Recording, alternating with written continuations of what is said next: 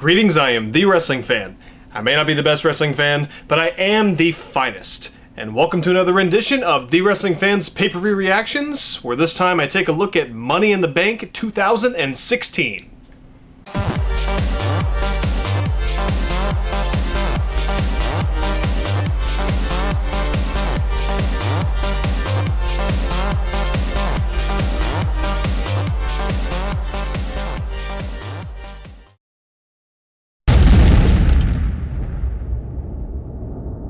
Okay, I'm not even going to talk about the two pre-show matches because, as usual, the pre-show matches mean dick. I didn't watch them. I didn't care to watch them, as the majority of you, I'm sure, didn't give a shit because the pre-show matches never mean anything. So, I'm just going to talk about the very first match on the Money in the Bank card, which was the Fatal 4-Way match for the WWE Tag Team Championship. New Day defending their titles, and they're almost to a one-year reign coming up at SummerSlam against the Vaudevillains, Big Cass and Enzo Amore, and kind of the favorites going in, Luke Gallows and Carl Anderson. Now, this match was a really good match, a really good Fatal 4-Way, a little bit cluttered, a few botches, weirdly including Enzo Amore, but some weird stuff, and there seemed to be like a weird 3 count at some point, but they kind of covered it well, and overall the match itself was very entertaining. You know, the tag team division isn't on fire at the moment, but at least they do have a few good tag teams.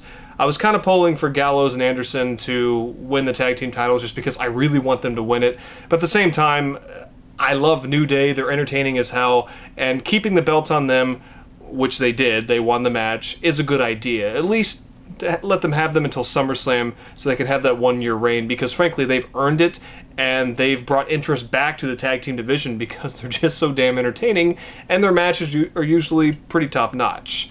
I mean, Vaudevillains looked fine, Enzo and Cass looked fine. I mean, not really much to say about this. It was a solid Fatal 4-Way, kind of a clusterfuck at times, but what Fatal 4-Way isn't? I mean, when you look at the history of wrestling, how many times have we said, wow, that Fatal 4-Way was a 5-star classic? As far as I know, that's never really happened, unless there have been a few on the independents, and I'm sure there have been. But in this case, it was a good match, a good opener, the crowd actually got into it, you know, it was fun. Okay, the second match of Money in the Bank was Baron Corbin versus Dolph Ziggler, because this feud is still fucking going. And it's the feud that really the fans of WWE have been wanting for years. I mean, ever since Baron Corbin debuted in NXT, I thought I really want to see a feud between him and Dolph Ziggler because it's gonna be money. Of course, I'm being sarcastic in case for some reason you just don't understand that language. Look, I'm glad Baron Corbin's on the main roster, okay? He does have some talent, and I actually do enjoy his character. Well, I was starting to enjoy his character in NXT, not so much now. They need to do something with his fucking character. Give him a character, the lone wolf thing, just let him do more.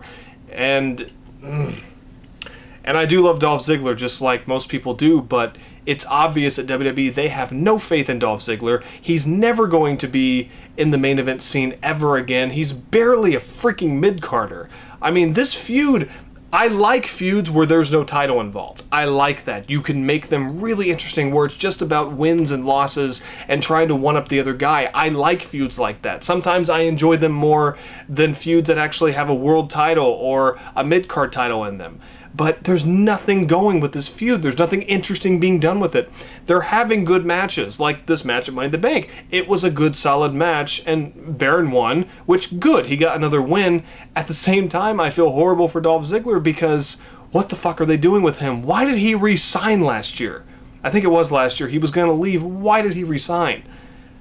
They must have paid him a shit ton of money because I would love to see him on the independents to actually have a wrestling career again because he is that good. He deserves better than this. But Baron won. It was a fine match, but nobody gives a shit. And this feud needs to come to an end, or at least try to make it interesting. But that's not going to happen anytime soon, so hopefully this was the end of it.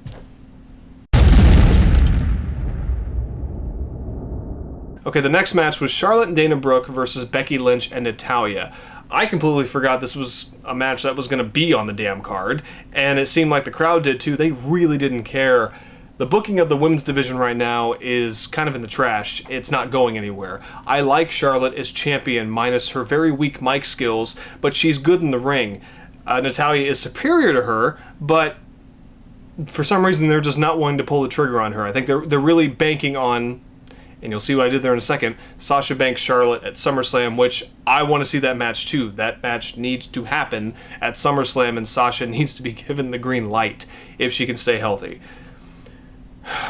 I really wasn't for Dana Brooke being put with Charlotte, and I'm still not. I don't think Dana Brooke should have been brought to the main roster yet. She's still too green. She was really improving in NXT, but she seems way out of her element on the main roster. Becky Lynch, that's talent that's being completely mishandled. I mean, this match was okay, but it really did not need to be on the pay-per-view.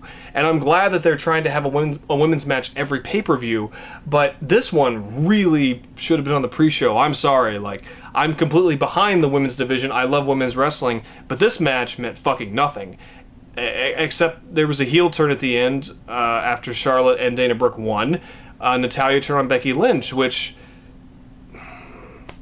fine, I guess. I hope it leads to a good feud between Natalya and Becky Lynch, because they need to do something with Becky Lynch.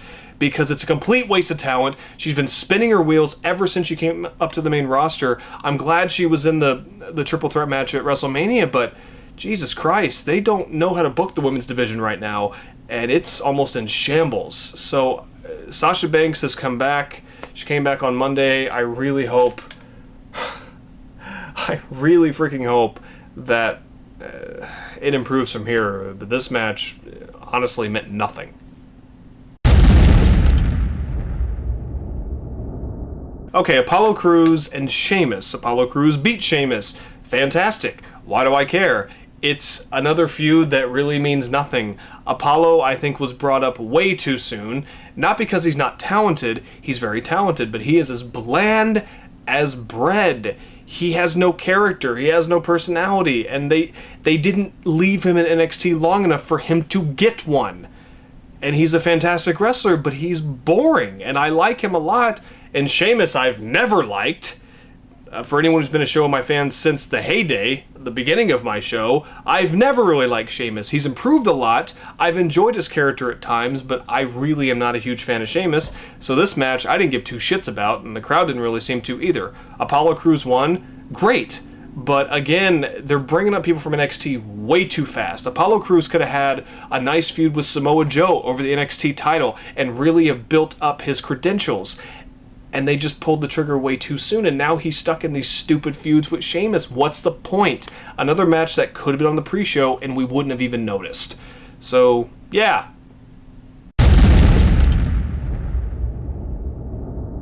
Okay, finally a match that we can give a shit about. The long-anticipated showdown between the phenomenal AJ Styles and the Doctor of Thugonomics 10 years ago, John Cena. I felt they made this match a little too quick, but we're going to get a few pay-per-view matches out of this, so that's fine. As long as they don't go the route of the Kevin Owens feud.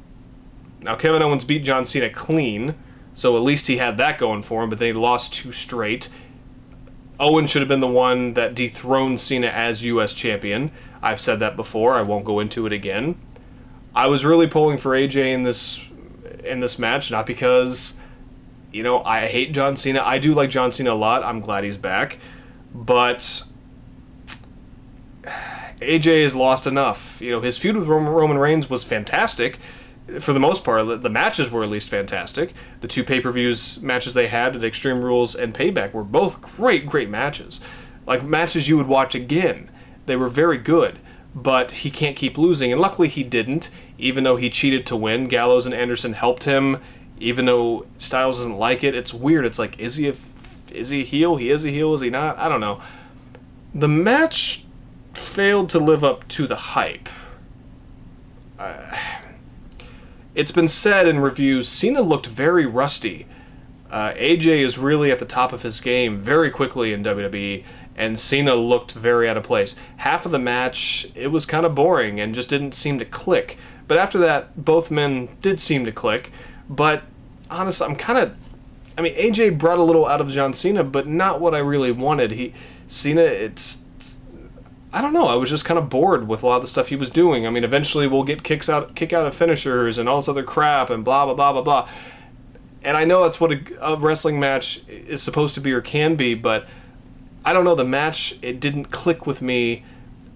I was very excited for it, but it didn't click with me the way I thought it would. They're going to have more matches, and I really hope Cena gets the rust off of him and gets back to the John Cena like he was during the U.S. title open last year, because he was just having killer matches every single week. And he's going to have to bring his A+ game with AJ Styles, because AJ is one of the best in the world, like top 3 right now, in my opinion. And Cena is far from that at the moment. He seems very lost in the ring with AJ, and I like the promos leading up to this match. I like the stuff AJ was saying. It kind of, him saying that about Cena burying guys and shit like that. Like, I like the build up for this, but it wasn't as epic. Like Owens and Cena last year, it felt epic and it felt fresh and new, and AJ and Cena felt a little forced to me. I was still looking forward to it, but it didn't fully click. But the match was fine. AJ got the win. What I'm hoping for, I was perfectly fine. People flipped their shit because AJ only won because of help from Luke Gallows and Carl Anderson. And I get that.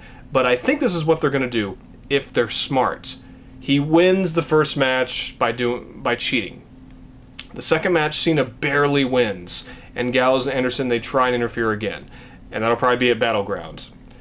And then at SummerSlam, the payoff, the third match, both men are tied. This is the rubber match, and Styles beats Cena clean. Gallows and Anderson are barred from the ring, and I think that match at SummerSlam is going to be the match that everyone talks about for a long time. That'll be the match that is just incredible.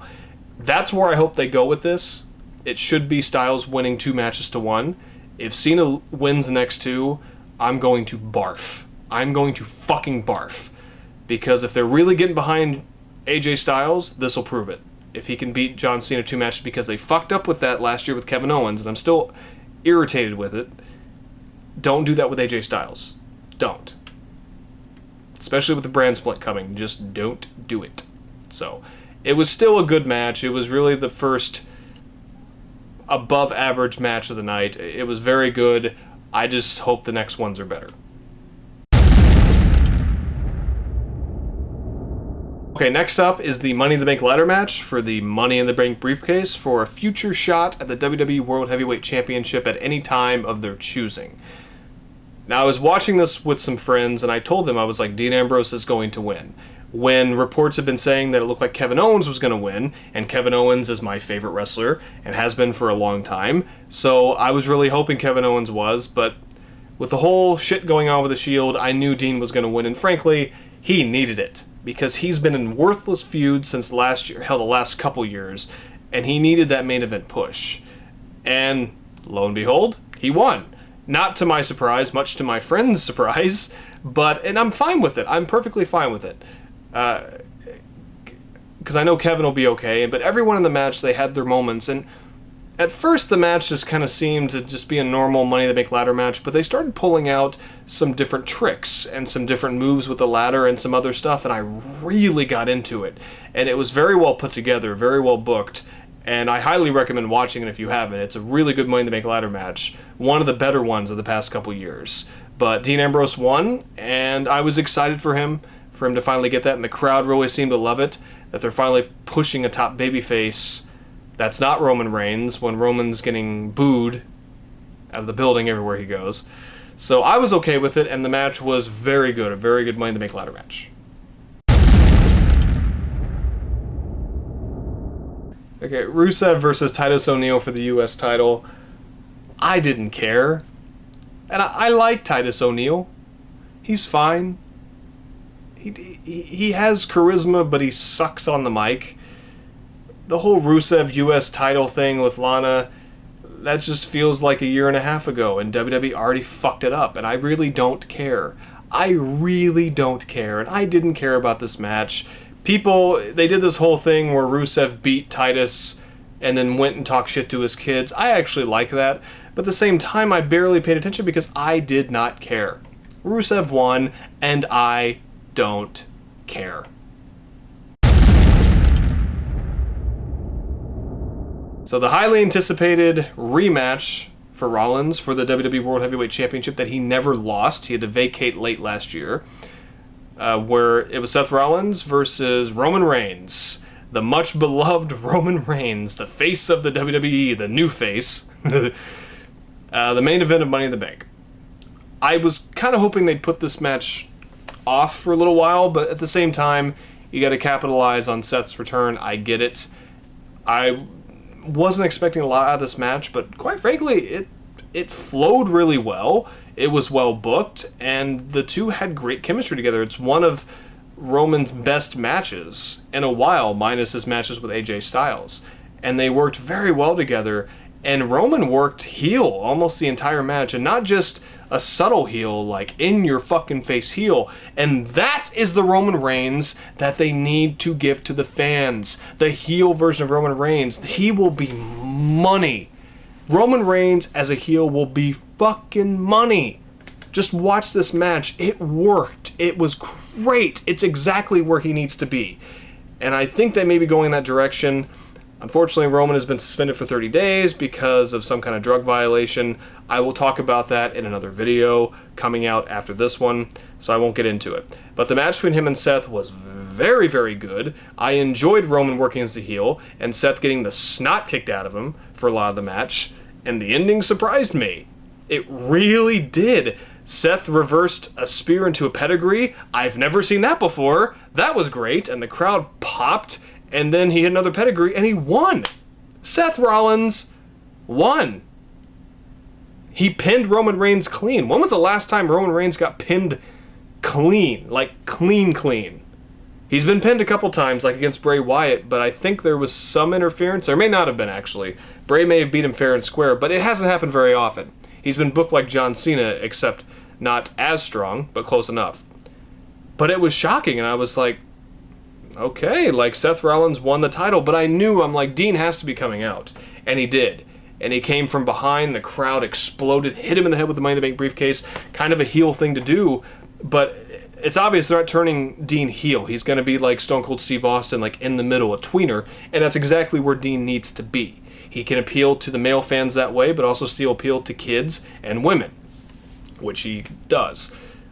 In all categories, and he hit Dirty Deeds on Seth, and he won. And Dean Ambrose, after the last year of fighting for it, finally won the WWE World Heavyweight Championship, and the crowd went nuts. It was a great way, a great way to end the pay-per-view.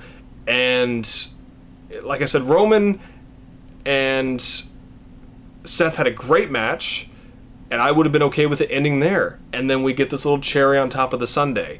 And it was still surprising, and it was great, and it's cool because all three members of the Shield were WWE champions in the same night. That's really cool, and that's something that's never going to happen again.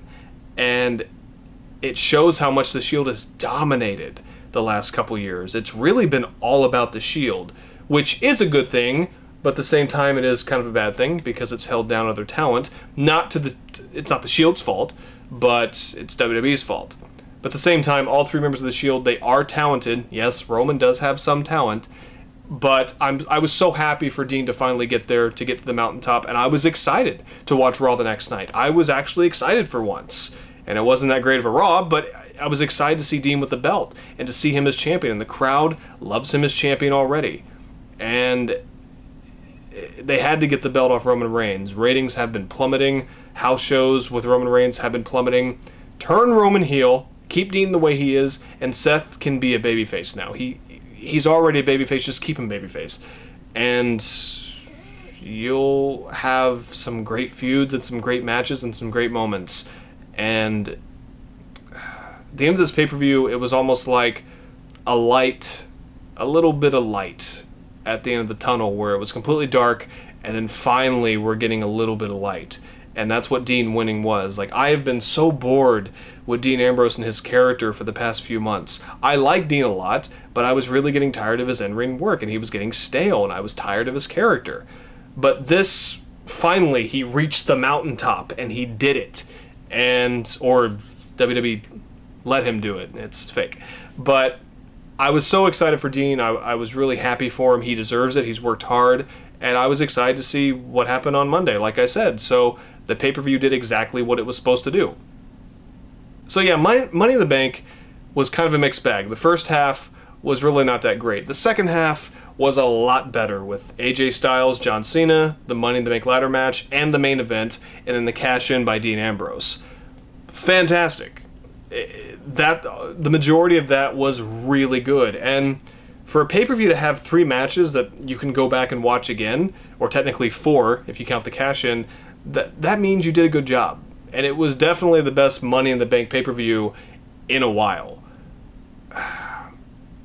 So, I was going to give this pay-per-view 4 out of 5, but sitting here and talking about it and realizing how lackluster the first part... Well, I keep flip-flopping. You know, fuck it.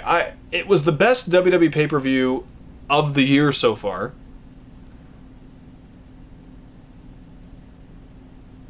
No, I'm going to give it a 4 out of 5.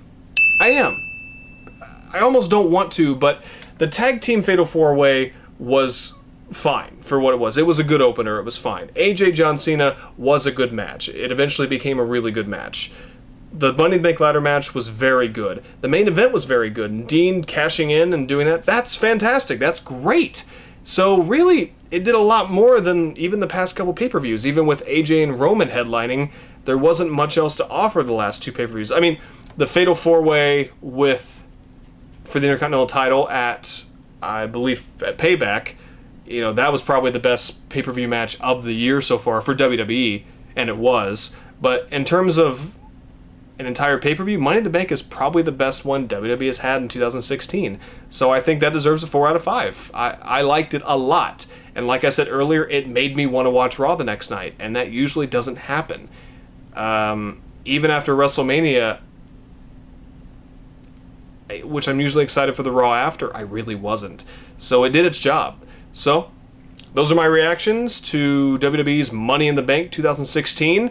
Let me know what you think. Let me know if you think I'm right or wrong, or tell me to go fuck myself. I really don't care. Whatever you want to do. And I will see you in the next video.